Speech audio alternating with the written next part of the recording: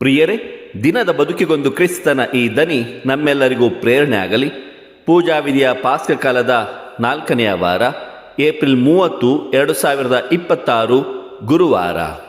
ಸಂತ ಯೋವಾನನು ಬರೆದ ಪವಿತ್ರ ಶುಭ ಸಂದೇಶದಿಂದ ವಾಚನ. 13ನೆಯ ಅಧ್ಯಾಯ 16ರಿಂದ 20ರವರೆಗಿನ ವಚನಗಳು. ಆ ಕಾಲದಲ್ಲಿ ಯೇಸು ತಮ್ಮ ಶಿಷ್ಯರಿಗೆ ಹೀಗೆಂದರು: ನಾನು ನಿಮಗೆ ಸತ್ಯವಾಗಿ ಹೇಳುತ್ತೇನೆ, ಧಣಿಗಿಂತ ದಾಸನು ದೊಡ್ಡವನಲ್ಲ, ಅಂತೆಯೇ ಕಳುಹಿಸಲಾದವನು ಕಳುಹಿಸುವವನಿಗಿಂತ ಶ್ರೇಷ್ಠನಲ್ಲ. ಇದನ್ನೆಲ್ಲ ಅರ್ಥ ಮಾಡಿಕೊಂಡು ಅದರಂತೆ ನಡೆದರೆ ನೀವು ಧನ್ಯರು. ನಾನು ನಿಮ್ಮೆಲ್ಲರನ್ನು ಕುರಿತು ಹೀಗೆ ಹೇಳುತ್ತಾ ಇಲ್ಲ. ಯಾರನ್ನು ನಾನು ಆರಿಸಿಕೊಂಡಿದ್ದೇನೆಂಬುದು ನನಗೆ ಗೊತ್ತು, ಆದರೆ ನನ್ನೊಡನೆ ಉಂಡವನೇ ನನಗೆ ದ್ರೋಹ ಬಗೆದನು ಎಂಬುದಾಗಿ ಪವಿತ್ರ ಗ್ರಂಥದಲ್ಲಿ ಬರೆದಿದೆ. ಆ ಮಾತು ಈಡೇರಬೇಕಾಗಿದೆ. ಅದು ಈಡೇರುವಾಗ ಇರುವಾತನು ನಾನೇ ಎಂದು ನೀವು ವಿಶ್ವಾಸಿಸುವಂತೆ ಅದು ಈಡೇರುವುದಕ್ಕೆ ಮುಂಚೆಯೇ ನಿಮಗೆ ಹೇಳುತ್ತಿದ್ದೇನೆ.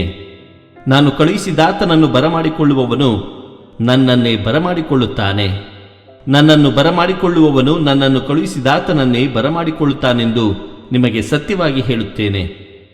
ಪ್ರಭುವಿನ ಶುಭ ಸಂದೇಶ. ಕ್ರಿಸ್ತರೇ ನಿಮಗೆ ಸ್ತುತಿ ಸಲ್ಲಲಿ. ಚಿಂತನೆ: ನಾವು ನಮ್ಮ ಪ್ರಭುವಿಗಿಂತ ಶ್ರೇಷ್ಠರಲ್ಲ.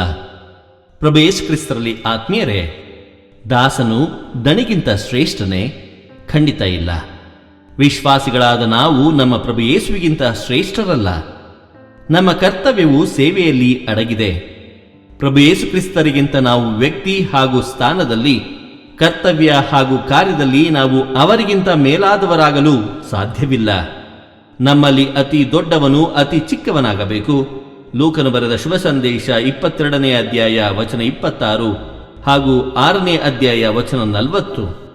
ಸತ್ಯವಂತರಾದರೆ ಸಾಲದು, ಆ ಸತ್ಯವನ್ನು ಕಾರ್ಯರೂಪಕ್ಕೆ ತರುವವರಾಗಬೇಕು. ಸಂತೋಷದಿಂದ ಈ ಕಾರ್ಯವನ್ನು ಮಾಡಬೇಕು.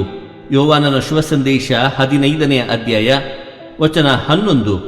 ಯಾರಿಗಾದರೂ ನಾನು ಶ್ರೇಷ್ಠನು, ತಂದೆ ತಾಯಿಗಿಂತ, ಹಿರಿಯರಿಗಿಂತ, ಧರ್ಮಸಭೆಗಿಂತಲೂ ಶ್ರೇಷ್ಠನು ಎಂಬ ಅಹಂಕಾರವನ್ನು ತಲೆ ತುಂಬಿದ್ದರೆ ಅದು ಸೈತಾನನಿಂದ ಪ್ರೇರಿತವಾದುದೆಂದು ತಿಳಿಯಬೇಕು. ದೇವರು ನಮ್ಮೆಲ್ಲರನ್ನು ಆಶೀರ್ವದಿಸಲಿ. ಇದು ದನಿ ಮಾಧ್ಯಮ ಮನೆಯ ಕೊಡುಗೆ. ಧ್ವನಿ ವಂದನೆಯ ಸ್ವಾಮಿ ಶಾಂತಕುಮಾರ್ ಜೆ, ಬೆಂಗಳೂರು ಮಹಾಧರ್ಮ ಕ್ಷೇತ್ರ. ಪ್ರಿಯರೇ, ಈ ಚಾನೆಲ್ ಅನ್ನು ಸಬ್ಸ್ಕ್ರೈಬ್ ಮಾಡಿ ಪ್ರತಿದಿನ ದೇವರ ವಾಕ್ಯವನ್ನು ಆಲಿಸುತ್ತಾ ಅದನ್ನು ಇತರರೊಂದಿಗೆ ಹಂಚಿಕೊಳ್ಳಲು ನಮಗೆ ನೆರವಾಗಿರಿ. ಧನ್ಯವಾದಗಳು.